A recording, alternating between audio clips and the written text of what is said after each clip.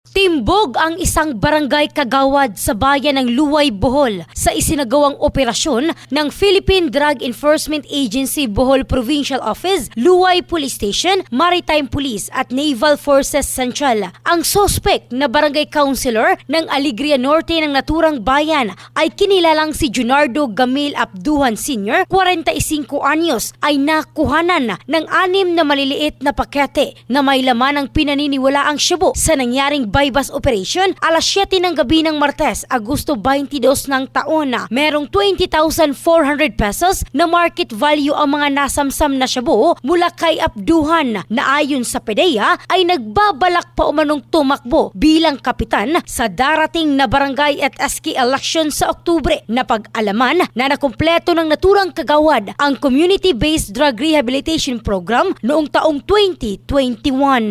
Ang bahaging ito ay hatid ng NutriCleanse Herbal Dietary Food Supplement Capsule, Linis Chan Sexy Chan. Ito si Michelle Craste in the heart of changing lives ng Brigada News Philippines, the Music and News Authority.